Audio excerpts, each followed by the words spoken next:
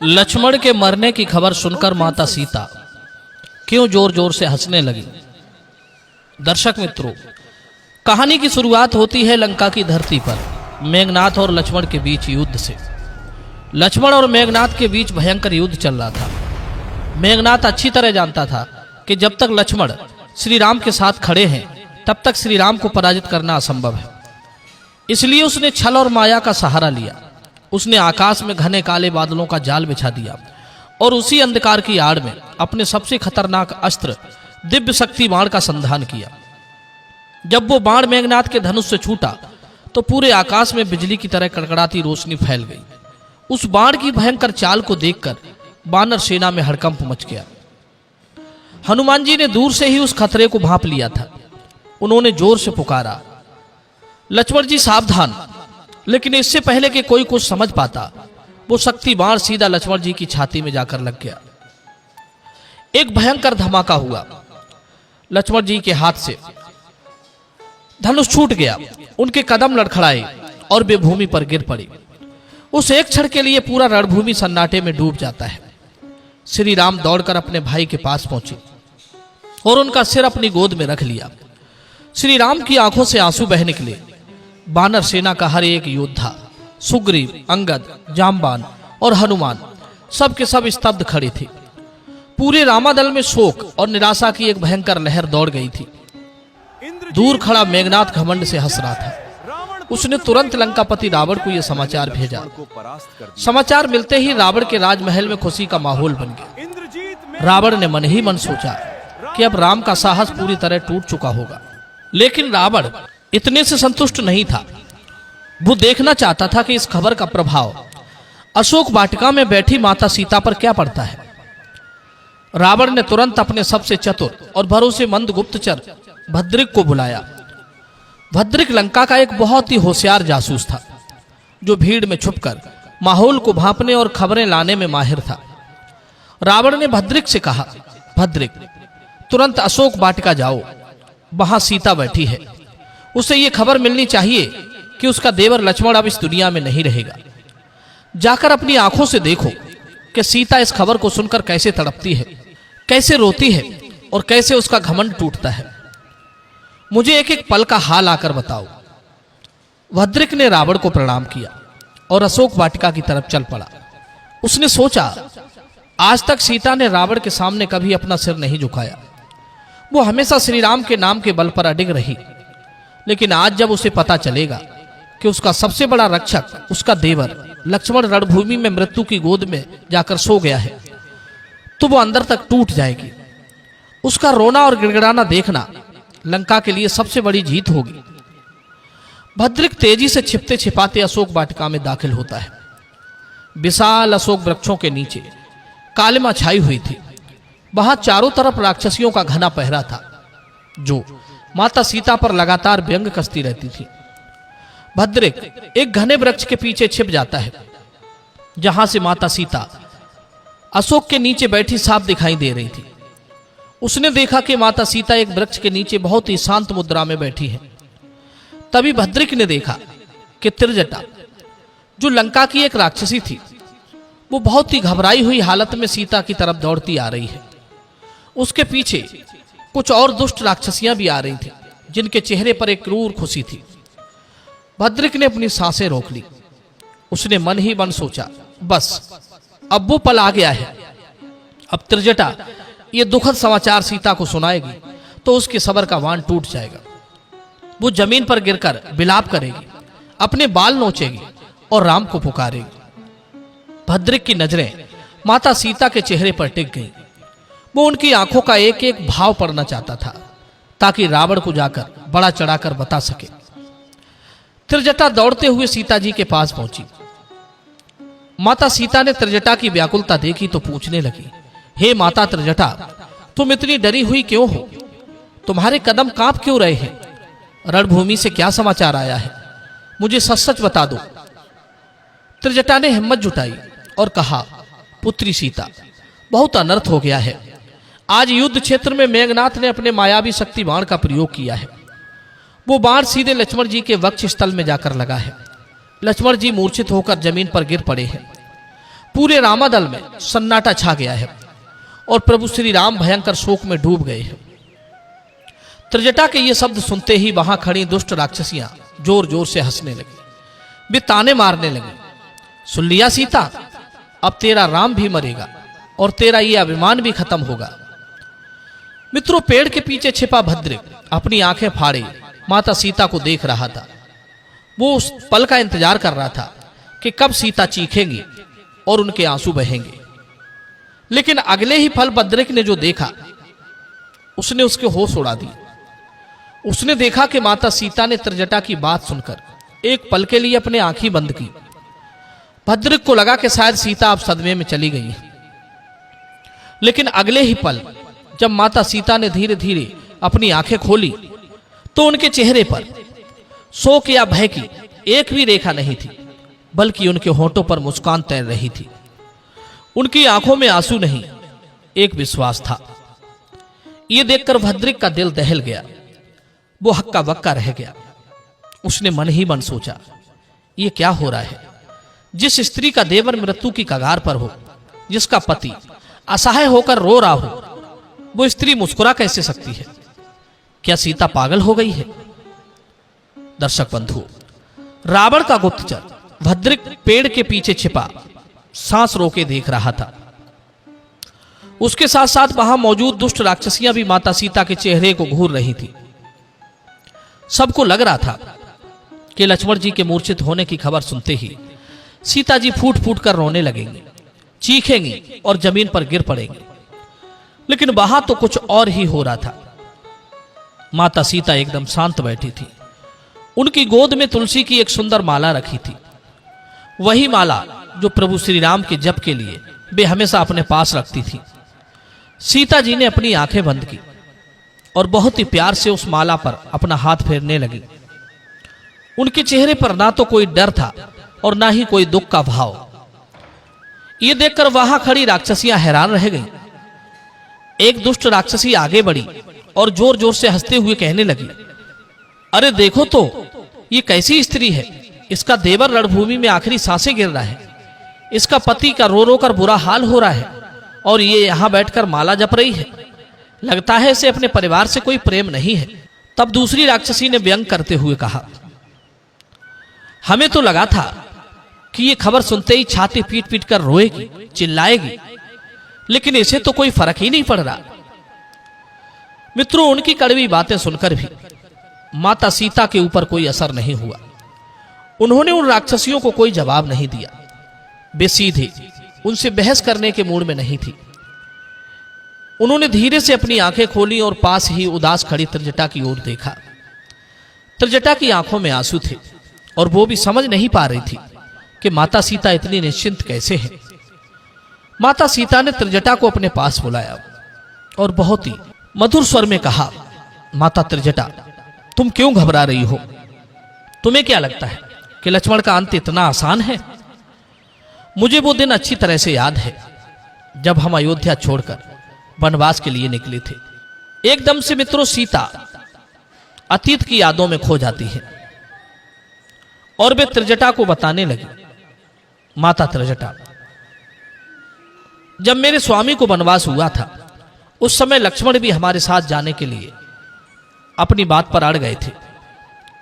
लेकिन वन जाने से ठीक पहले लक्ष्मण अपनी पत्नी उर्मिला और अपने भैया राम के सामने खड़े हुए थे। लक्ष्मण ने उस रात एक ऐसा कठोर संकल्प लिया था जिसे सुनकर स्वयं निद्रा देवी भी वहां प्रकट हो गई। लक्ष्मण ने हाथ जोड़कर प्रभु राम और अपनी पत्नी उर्मिला के सामने पढ़ लिया था कि भैया राम और भाभी के साथ 14 साल वनवास को मैं भी जाऊंगा और वनवास के इन 14 वर्षों में मैं एक पल के लिए भी सोऊंगा नहीं। मैं देर रात जागकर अपने भैया राम और भाभी सीता की पहरेदारी करूंगा। जब निद्रा देवी ने उनसे कहा कि प्रकृति के नियम के अनुसार नींद तो किसी न किसी को पूरी करनी ही पड़ती है, तब लक्ष्मण की पत्नी उर्मिला ने हंसकर अपने पति की नींद को 14 वर्षों तक खुद सहन करने का वचन दिया था। माता सीता की बातें सुनकर वहां मौजूद राक्षसियां भी हक्की बक्की होकर सुनने लगी।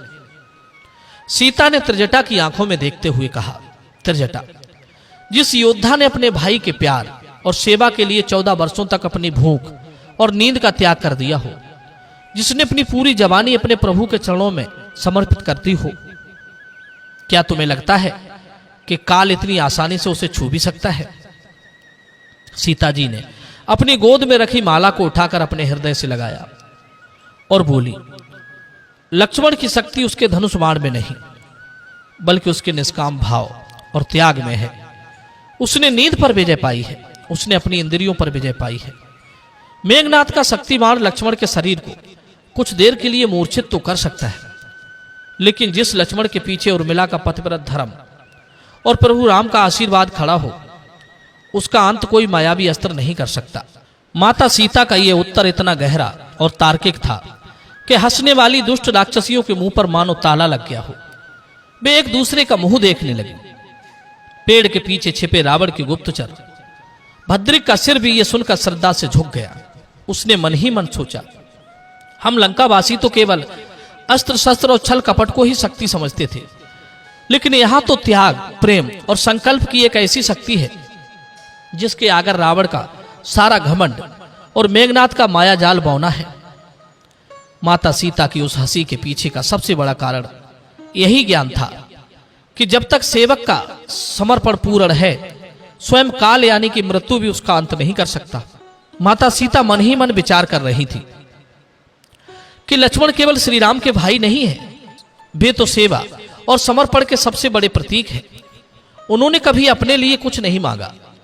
उन्होंने राजमहल के सुख सुविधाओं को ठुकराया, अपनी नवविवाहिता पत्नी उर्मिला के प्रेम को प्रभु की भक्ति के लिए छोड़ दिया और 14 वर्षों तक नंगे पैर जंगलों में भटकते रहे।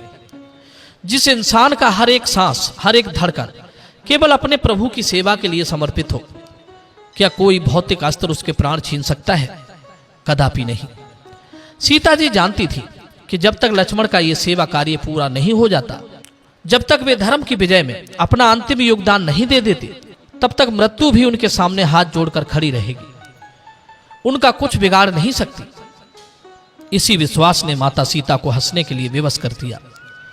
माता सीता ने त्रिजटा की ओर देखा, जो अब भी हैरान परेशान खड़ी थी। सीता जी ने बहुत ही सरल भाव से त्रिजटा को समझाते हुए कहा, त्रिजटा, संसार जब भी किसी बड़े संकट को देखता है तो वो केवल बाहरी रूप से डर जाता है। लोग सोचते हैं कि अस्त्र बड़ा है, रावण की सेना बड़ी है या मेघनाथ की माया बड़ी है, लेकिन सत्य यह है कि संसार में सबसे बड़ी शक्ति केवल ईश्वर पर पूर्ण विश्वास और समर्पण की है। वहां मौजूद राक्षसियां सीता जी की यह गूढ़ बातें सुनकर एकदम सन्न रह जाती हैं। उनमें से एक राक्षसी ने हिम्मत करके पूछा, माता, लेकिन जब बाण छाती में लग चुका हो और प्राण जाने की नौबत आ गई हो, तब भी कोई इतने विश्वास से मुस्कुरा कैसे सकता है? तब माता सीता ने बहुत ही शांति से जवाब दिया, विश्वास परिस्थितियों को देखकर नहीं बदलता। जब इंसान का समर्पण सच्चा होता है तो वो जानता है कि जो कुछ भी हो रहा है उसके पीछे प्रभु की कोई ना कोई दिव्य योजना है। लक्ष्मण का मूर्छित होना इस बात का संकेत है कि अब इस युद्ध में भक्ति और शक्ति का ऐसा अद्भुत मिलन होने वाला है जिसे आने वाली सदियों तक याद रखा जाएगा। माता सीता की इस बात का इशारा हनुमान जी की तरफ था। वे जानती थी कि लक्ष्मण के बाद अब हनुमान जी की अतुलित भक्ति का नया अध्याय शुरू होगा। हनुमान जी का संजीवनी बूटी लेकर आना, पूरा पर्वत उठा लाना, ये सब उसी लीला का हिस्सा बनने वाला था। पेड़ के पीछे छिपे गुप्तचर भद्रिक के लिए ये सब सुनना किसी आघात से कम नहीं था। उसने अब तक लंका में केवल मारकाट, तंत्र मंत्र और अस्त्र शस्त्रों की ताकत ही देखी थी। उसने पहली बार जाना कि अस्त्रों से भी बड़ी एक शक्ति होती है, अध्यात्म शक्ति और पूर्ण समर्पण की शक्ति। भद्रिक ने मन ही मन सोचा, रावण महाराज सोचते हैं कि वे अपने बाणों से राम को हरा देंगे, लेकिन यहां तो राम की शक्ति केवल उनके धनुष में नहीं, बल्कि सीता के इस विश्वास और लक्ष्मण के उस निस्वार्थ समर्पण में है। जिस कुल की नारी इतनी विकट परिस्थिति में भी मुस्कुराकर ईश्वर के न्याय पर भरोसा कर सकती है, उस कुल को हरा पाना लंका के किसी भी मायावी योद्धा के बस में नहीं है। माता सीता ने अपनी गोद में रखी माला को उठाकर फिर से राम नाम का जप शुरू कर दिया। उधर युद्ध भूमि में लक्ष्मण के उपचार की चर्चा तेज हो गई। हनुमान जी रावण के वैद को पालकी सहित लंका से उठा लाए थे। जब वैद सुषेण ने बताया कि लक्ष्मण जी के प्राण केवल हिमालय के द्रोणागिरी पर्वत पर मिलने वाली संजीवनी बूटी से बच सकते हैं, तो पूरे रामादल की उम्मीदें हनुमान जी पर टिक गई।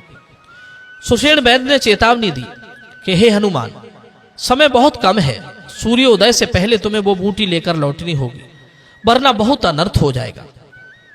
प्रभु श्री राम का नाम लेकर हनुमान जी एक ही छलांग में आकाश में उड़ चले। उनकी गति हवा से भी तेज थी। मार्ग की तमाम बाधाओं और राक्षसों का संहार करते हुए हनुमान जी कुछ ही समय में विशाल हिमालय की गोद में स्थित दिव्य द्रोणागिरी पर्वत पर पहुंच गए। द्रोणागिरी पर्वत पर पहुंचते ही दृश्य कुछ अलग अद्भुत था। पूरा पर्वत अलौकिक जड़ी बूटियों की रोशनी से जगमगा रहा था। अंधकार में भी ऐसा लग रहा था मानो जमीन पर सितारे बिखरे पड़े हो। हनुमान जी के सामने एक नई और बड़ी समस्या आकर खड़ी हो गई। वैदराज ने संजीवनी बूटी की पहचान तो बताई थी, लेकिन यहां तो हजारों पौधे एक जैसे चमक रहे थे। हर जड़ी बूटी से वैसा ही प्रकाश निकल रहा था। हनुमान जी सोच में पड़ गए, यदि एक एक बूटी को परखने बैठा तो सूर्योदय हो जाएगा और मेरे प्रभु श्री राम का कार्य अधूरा रह जाएगा। मेरे छोटे भाई लक्ष्मण के प्राण संकट में पड़ जाएंगे। हनुमान जी मन ही मन प्रभु राम का स्मरण कर ही रहे थे कि तभी अचानक पत्थरों के बीच से एक अलौकिक और दिव्य ज्योति प्रकट होती है। उस ज्योति में से द्रोण पर्वत की अधिष्ठात्री देवी, पर्वत की देवी प्रकट हुई। उनका रूप अत्यंत तेजस्वी और दिव्य था। पर्वत की देवी ने हनुमान जी को देखा और गूंजती हुई आवाज में कहा, हे वानर, तुम कौन हो और आधी रात के समय इस पवित्र और शांत द्रोणागिरी पर्वत पर किस अधिकार से औषधियां ढूंढ रहे हो? क्या तुम नहीं जानते कि इस पर्वत की अलौकिक संजीवनियां केवल उन्हीं को मिलती हैं जो इसके योग्य होते हैं? तुम यहां से एक पत्ता भी बिना अनुमति के नहीं ले जा सकते। हनुमान जी ने तुरंत अपने दोनों हाथ जोड़े और नम्रतापूर्वक झुककर प्रणाम किया। हनुमान जी बोले, हे द्रोण पर्वत की पावन देवी, मैं अयोध्या के राजा प्रभु श्री राम का एक छोटा सा दास हूं। मेरा नाम हनुमान है। इस समय लंका की रणभूमि में अधर्म और धर्म का भयंकर युद्ध हो रहा है। मायावी मेघनाथ के छल से धर्म के रक्षक और प्रभु राम के अनुज लक्ष्मण मूर्छित पड़े हैं। उनके प्राणों की रक्षा के लिए वैदराज ने संजीवनी बूटी लाने को कहा है। हे माता, मुझे अनुमति दीजिए ताकि मैं अपने प्रभु का कार्य पूरा कर सकूं। पर्वत की देवी ने हनुमान जी की बात सुनी, लेकिन वे इतनी आसानी से जाने देने वाली नहीं थी। वे हनुमान जी की भक्ति और उनके निस्वार्थ भाव की परीक्षा लेना चाहती थी। देवी ने कठोर स्वर में कहा, हनुमान, तुम कहते हो कि तुम राम के दास हो, लेकिन लक्ष्मण तो राम के भाई हैं। तुम एक साधारण वानर होकर इतनी बड़ी विपदा अपने सिर पर क्यों ले रहे हो? लंका से हिमालय की दूरी तय करना काल से होड़ लगाने जैसा है, और इस घने जंगल में भटकना, इसमें तुम्हारा क्या स्वार्थ है? राम तुम्हें इस काम के बदले में क्या दे देंगे? क्या वे तुम्हें कोई राज देंगे, धन दौलत देंगे, या कोई बड़ा पद दे देंगे जिसके लिए कोई अपना निजी फायदा ना हो? वो इंसान दूसरों के लिए इतनी विपत्ति क्यों झेलेगा? मित्रों, देवी के ये प्रश्न किसी भी सामान्य व्यक्ति को हिला सकते थे, लेकिन हनुमान जी बिल्कुल शांत खड़े थे। हनुमान जी ने बहुत ही मीठे शब्दों में कहा, हे मां, आप जिस स्वार्थ, पद और धन दौलत की बात कर रही हैं, वे तो संसार के मोह माया के बंधन है। मेरे लिए तो प्रभु श्री राम की सेवा ही सबसे बड़ा पुरस्कार है। मुझे न राज्य चाहिए, न धन चाहिए, और न ही कोई मान सम्मान। मेरे प्रभु राम का दुखी होना मेरे लिए इस ब्रह्मांड का सबसे बड़ा कष्ट है। लक्ष्मण जी ने अपने सुखों को त्याग कर 14 वर्षों तक प्रभु की सेवा की है। आज यदि उनके प्राण संकट में हैं, तो उनके लिए अपनी सांसें भी दांव पर लगा देना मेरा सौभाग्य होगा। हनुमान जी ने आगे कहा, हे देवी, सेवक का कोई अपना स्वार्थ नहीं होता। सेवक की खुशी तो केवल अपने स्वामी के मुख पर मुस्कान देखने में होती है। यदि मैं समय पर बूटी ना ले जा सका और प्रभु राम की आंखों में एक भी आंसू आ गया, तो मेरा यह जीवन बेकार हो जाएगा। मुझे कुछ नहीं चाहिए मां, मुझे बस अपने प्रभु का दुख दूर करना है। मित्रों, हनुमान जी के इन शब्दों में छल कपट का नामो निशान नहीं था। उनके एक एक शब्द में अटूट भक्ति थी, निष्काम प्रेम था और परम समर्पण झलक रहा था। हनुमान जी का ये उत्तर सुनकर पर्वत की देवी का कठोर भाव तुरंत पिघल गया। उनकी आंखों में वात्सल्य और कृपा के आंसू आ गए। वे समझ गई कि उनके सामने कोई साधारण वानर नहीं, बल्कि ब्रह्मांड का सबसे बड़ा और निष्काम भक्त खड़ा है। पर्वत की देवी ने मुस्कुराते हुए कहा, धन्य हो हनुमान, धन्य है तुम्हारी भक्ति और धन्य है तुम्हारे स्वामी श्री राम। तुमने आज यह सिद्ध कर दिया कि जहां सच्चा समर्पण होता है वहां कोई स्वार्थ टिक नहीं सकता। तुम्हारी निष्ठा देखकर मैं अत्यंत प्रसन्न हूं। मित्रों, हनुमान जी ने विनम्रता से कहा, देवी आपकी प्रसन्नता ही मेरा आशीर्वाद है, लेकिन समय तेजी से बीत रहा है। सूर्योदय में कुछ ही घड़ियां शेष बची हैं। मैं बूटियों की पहचान नहीं कर पा रहा हूं। कृपया मुझे बताइए कि इनमें से संजीवनी कौन सी है। पर्वत की देवी ने कहा, हनुमान, संजीवनी तो इस पर्वत के सर्वोच्च शिखर पर छुपी हुई है, लेकिन समय इतना कम है कि यदि तुम एक एक जड़ी बूटी को ढूंढने और उसे उखाड़ने में समय लगाओगे तो लंका पहुंचते पहुंचते सुबह हो जाएगी। इसलिए हे राम भक्त, तुम अपनी दिव्य शक्ति का प्रयोग करो। हनुमान जी ने स्थिति को गंभीरता से समझा। जब पहचानना कठिन है और समय कम है तो फिर समाधान बड़ा ही करना पड़ता है। हनुमान जी ने पर्वत की देवी को प्रणाम किया और जोर से जय श्री राम का जय घोष किया। देखते ही देखते हनुमान जी ने अपना शरीर विशालकाय रूप में बदल लिया।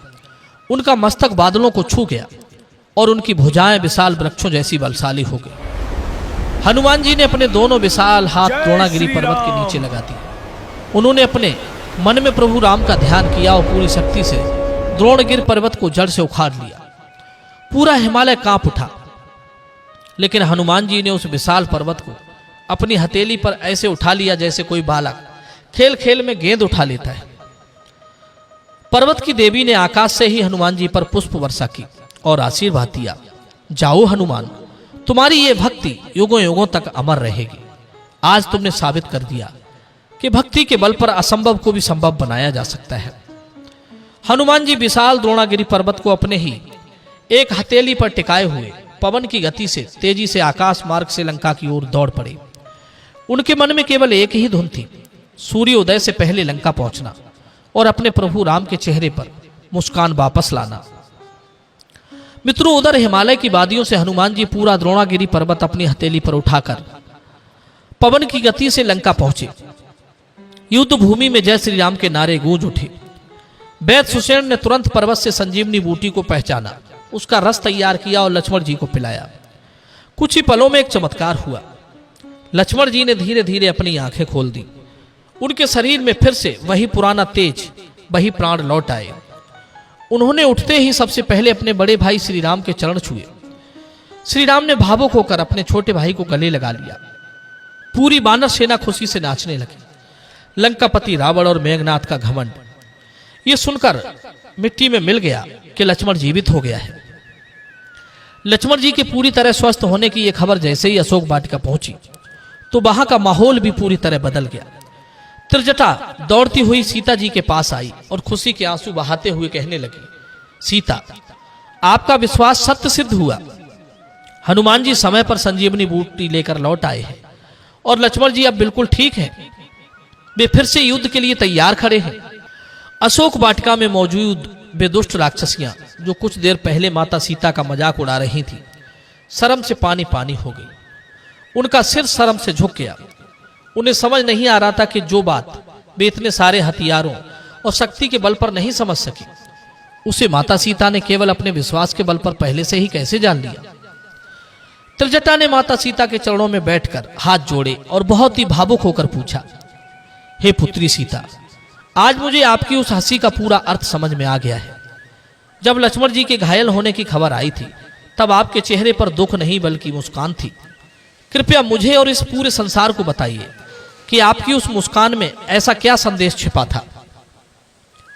मित्रों, तब सीता माता कहती है, त्रिजटा, मेरी वो मुस्कान वास्तव में इस संसार के लिए और अधर्म के रास्ते पर चलने वाले हर इंसान के लिए एक चेतावनी थी। वो चेतावनी ये थी कि अधर्म कितना भी शक्तिशाली क्यों ना दिखे, उसके पास चाहे जितनी मायावी अस्त्र शस्त्र क्यों ना हो, लेकिन वो धर्म के सच्चे संकल्प और विश्वास को कभी डिगा नहीं सकता। माता सीता ने आगे समझाया, संसार के लोग अक्सर बाहरी चमक दमक और ताकत को देखकर डर जाते हैं। रावण और मेघनाथ को लगता था कि उनके पास सोने की लंका है, लाखों की सेना है और भयंकर दिव्य अस्त्र है, इसीलिए वे किसी को भी हरा सकते हैं। लेकिन वे ये भूल गए कि अधर्म की उम्र बहुत छोटी होती है। छल और कपट से पाई गई ताकत का अंत बहुत बुरा होता है। माता सीता ने अपने हाथ में रखी तुलसी की माला की ओर इशारा करते हुए कहा, जब संकट आता है तो इंसान दो काम करता है, या तो वो डर कर रोने लगता है या फिर वो ईश्वर पर भरोसा रखकर धैर्य धारण करता है। रोने से संकट दूर नहीं होता, लेकिन धैर्य और ईश्वर पर विश्वास इंसान को हर मुश्किल से पार निकाल देता है। माता सीता ने त्रिजटा को 3 बहुत ही कीमती बातें बताई। पहली बात बताई, अस्त्र शस्त्र से बड़ा होता है मनुष्य का चरित्र और संकल्प। माता सीता ने कहा कि मेघनाथ का शक्ति बाण बहुत शक्तिशाली था, लेकिन लक्ष्मण का चरित्र और उनका भाई प्रेम उस बाण से भी कई गुना अधिक शक्तिशाली था। जिस इंसान का चरित्र साफ है और जिसका संकल्प दूसरों की सेवा करना है, उस पर ईश्वर की कृपा हमेशा बरसती है। और दूसरी बात बताई, जब भी जीवन में कोई बड़ा संकट आता है तो हमें यह नहीं सोचना चाहिए कि सब कुछ खत्म हो गया। ईश्वर जब भी कोई कठिन परीक्षा लेते हैं तो उसके पीछे कोई ना कोई बड़ा और मंगलकारी कारण छुपा होता है। लक्ष्मण जी के मूर्छित होने से ही संसार को हनुमान जी की अतुलनीय भक्ति और संजीवनी लाने वाले अद्भुत पराक्रम का पता चला। अगर ये संकट ना आता तो दुनिया हनुमान जी की इस महान भक्ति को और उनके ऊपर पराक्रम को कैसे देख पाती। माता सीता ने तीसरी बात बताई, अधर्म कभी जीत नहीं सकता। माता सीता की मुस्कान रावण के अहंकार पर एक करारा थप्पड़ थी। वो मुस्कान बता रही थी कि रावण चाहे जितने षड्यंत्र रच ले, चाहे सीता को हरकर अशोक वाटिका में रख ले या लक्ष्मण पर बाण चला दे, लेकिन अंत में जीत केवल और केवल सत्य और धर्म की ही होती है। माता सीता की ये बातें सुनकर अशोक वाटिका का कोना कोना एक दिव्य ऊर्जा से भर गया। वहां मौजूद राक्षसियों ने भी अपने अत्याचार बंद कर दिए और माता सीता के सामने अपना सिर झुका दिया। रावण का वो गुप्तचर भद्रिक, जो पेड़ के पीछे छिपकर ये सब देख रहा था और सुन रहा था, वो चुपचाप वहां से निकल गया। लेकिन अब ये रावण का वही पुराना डरा हुआ जासूस नहीं था। उसका हृदय पूरी तरह बदल चुका था। उसने राजमहल जाकर रावण से सीधे शब्दों में कहा, महाराज, हम अस्त्र शस्त्रों से राम की सेना से तो लड़ तो सकते हैं, लेकिन सीता के उस अटूट विश्वास और धर्म की शक्ति से कभी नहीं जीत सकते। हमारी हार तो उसी पल तय हो गई थी जब हमने धर्म के खिलाफ कदम उठाया था। मित्रों, याद रखना, जीवन की रणभूमि में चाहे दुखों का कितना भी भयंकर शक्ति बाण आकर हमें क्यों ना लगे, अगर हमारे मन में अपनों के प्रति सच्चा प्रेम, त्याग, कर्तव्य और ईश्वर पर अटूट विश्वास है तो दुनिया की कोई भी ताकत हमें तोड़ नहीं सकती। अधर्म की रात चाहे कितनी भी काली और लंबी क्यों ना हो, धर्म का सूर्योदय होकर ही रहता है। माता सीता की वो बातें हमें यही सिखाती हैं कि परिस्थितियों के आगे कभी झुको मत, अपने धर्म और कर्म पर टिके रहो, क्योंकि सत्य को परेशान तो किया जा सकता है लेकिन पराजित कभी नहीं किया जा सकता। तो मित्रों, ये वीडियो कैसी लगी कमेंट में जरूर बताना। तो चलिए मिलते हैं आपसे अगली वीडियो में एक और कहानी के साथ। जय श्री कृष्णा।